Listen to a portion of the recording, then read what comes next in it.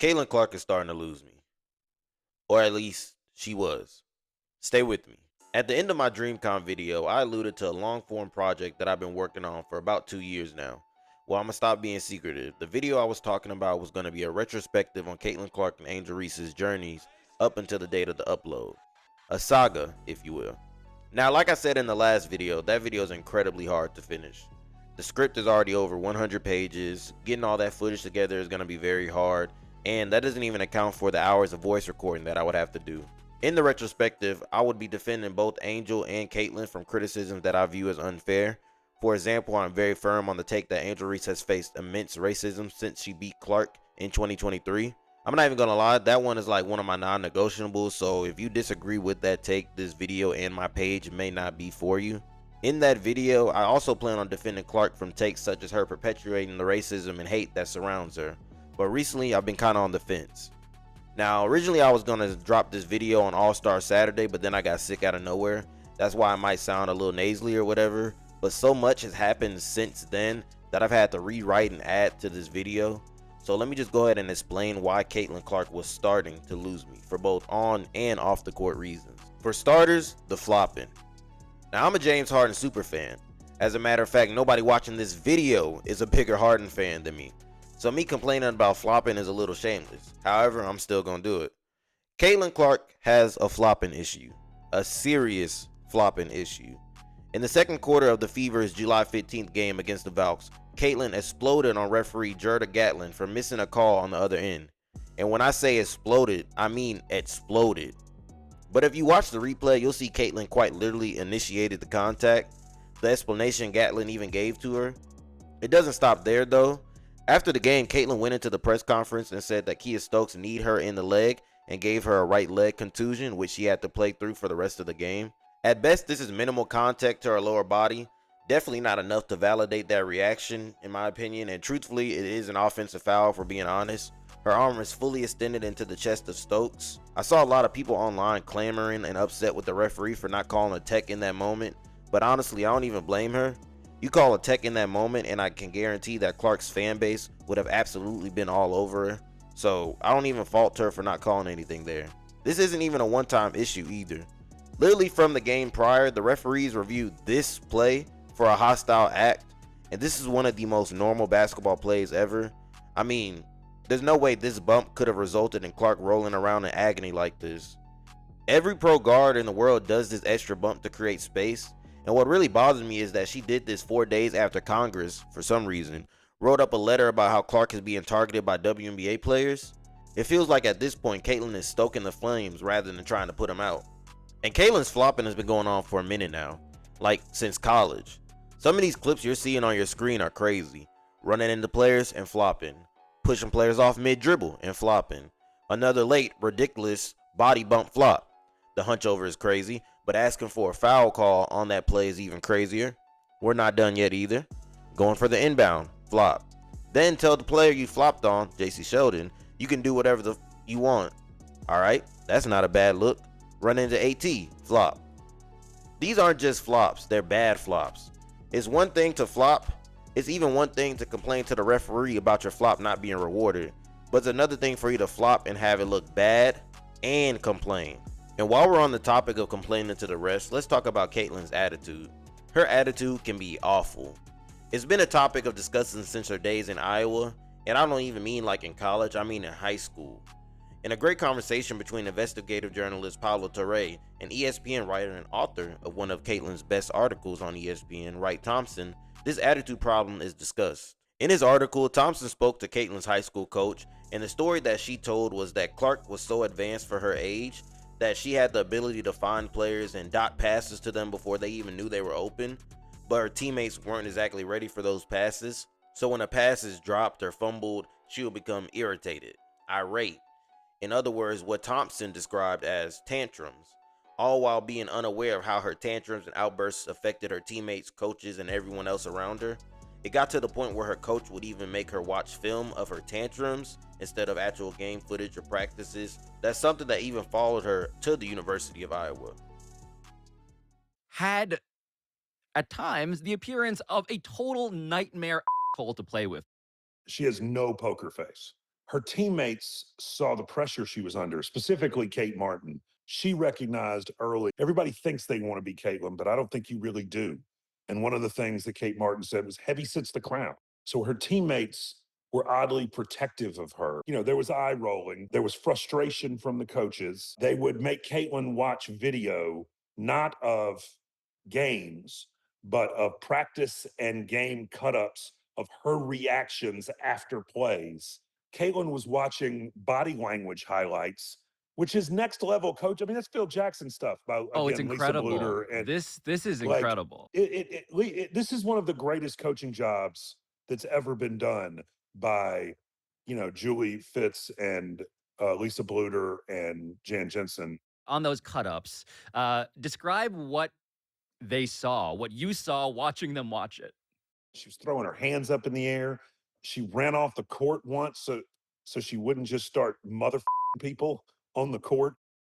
Right, the spinning, she would spin around, right? Like, Oh, she would spin around and she would, you know, you. And for the most part, I think Iowa's coaching staff did a really great job of being that support she needed during her time there. And for a moment, it seemed like the work they did to protect Caitlin's feelings and tolerate her while she tried to work through those attitude issues did help her and did transfer over to the WNBA. But I think the pressure has finally gotten to her a little bit, because sometimes she'll be on 10. Every superstar player complains, some more than others, some more annoyingly than others. But Caitlin's constant complaining and bickering towards the referees is borderline unbearable sometimes. The only player I've seen complain more is Luka, and that's saying something because Luka does complain a lot. I think what makes the complaining even more annoying is that it's over ridiculous stuff. Like demanding a foul be called on Chelsea Gray for one of the most basic plays in the sport. It's just not a good look. The constant bickering also is not going to do her any favors in the long run. And the tantrums, which to me were at a minimum her rookie season, I could be misremembering, but the tantrums have come back in full force these past 2 seasons. I never really looked too deep into bench disagreements, but I'm starting to change my tune on that. Not even particularly because of Caitlin, but just because of an overall review of their history in my head when I thought back about it. And what makes it all the more annoying is that usually her more hardcore complaining sprees come during games where she's not performing well, because of course when you're not playing well, you're going to be a little bit more angry. Specifically that 4-game stretch where the Fever went 1-3 and Clark was struggling from the field. That stretch is when both the Stokes and Gray incidents happened. She was playing herself back into shape then. Combine that with the constant complaining and it doesn't really create a fun viewing experience. But like I said, she was playing herself back into shape, and since that 4-game stretch, she followed it up with an all-time 4-game stretch of 30.3 points and 8.8 assists per game on 56% shooting from the field. So as long as she's playing out of this world, I think I can handle the complaining a little bit more. And then, of course, it's the narrative. Like I mentioned earlier in the video, Congress literally penned a letter regarding the quote-unquote abuse that Caitlin Clark is receiving at the hands of other players. Now, unfortunately, with 2 of my favorite illegal streaming services getting sniped before the WNBA season, it's been hard for me to keep up with the W this year. I haven't been watching as much as I have in past seasons, so I am a casual this year. With that said, though, I actually found out 2 days later that Congress had written this letter, and I can't even put into words how shocked I was. Like, there's simply no way they took time out of their days to write this up. Not only is this just a bad look, but it's just harmful for the league and its players' images. And again, Caitlin going down and reacting the way she did after Chelsea Gray's normal basketball play days after that letter is just as crazy to me. For her first 2 seasons, I was a firm defender that Caitlin has spoken against the racism and vitriol players face in her name. She's denounced them multiple times. And yet so much of the discourse feels completely and totally unrelated to that. Do you feel that? Yeah, absolutely. And I think a lot of it is like, it's not always based in reality. I feel like media and journalism have a responsibility to tell the stories, and a lot of times, like, you guys are the ones controlling the narratives about what people read, and a lot of that is sometimes so far out of touch with what is reality, and that can be confusing to somebody that's 24 and trying to navigate life. It's not anything more than that. It's basketball. When I walk out of the locker room, I shouldn't be not fearful of what the conversation is going to be, but, you know, you just, like, it's emotionally exhausting, it's draining, it makes your shoulders tense because, you know, people don't want to talk about the basketball. They just want to stir it up and make it something else. But honestly, it feels like she's been playing into this narrative more than she's been against it recently. Not necessarily with her words, but with her actions. Congress writes this letter, then boom, Caitlin goes down in an exaggerated manner, and now Chelsea Gray's being targeted by racists. Caitlyn goes down in an exaggerated manner again the next game, and now referee Gatlin is a source of controversy for weeks. I feel like you have to be aware of these things, especially since the literal United States government is actively painting this narrative to the masses that you're a victim of targeted attacks because you're a white woman. In my opinion, those two plays simply did not call for that reaction from Caitlyn. And I know she's not very active on social media, but at this point it's year 3, and she's well aware of how polarizing every altercation she's a part of is. And I've been saying this since her senior year. It's really not her fault. It really isn't fair to her. She shouldn't have to speak out against these narratives because they shouldn't even exist.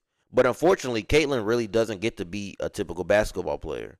She doesn't just get to focus on the game. She's bigger than the game. Even if she isn't trying to play into any narrative and is just flopping, just as any other player would, she has to realize that unfortunately she doesn't really have that luxury. It's unfortunate, and again, it's not really her fault, but she doesn't get to play basketball like everyone else.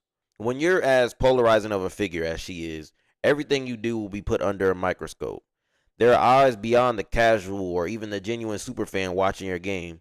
There are people watching your games waiting for the next chance they get to use you. Whether that be for racism, a viral moment, or just a chance to get some interaction online because that's genuinely what they live for.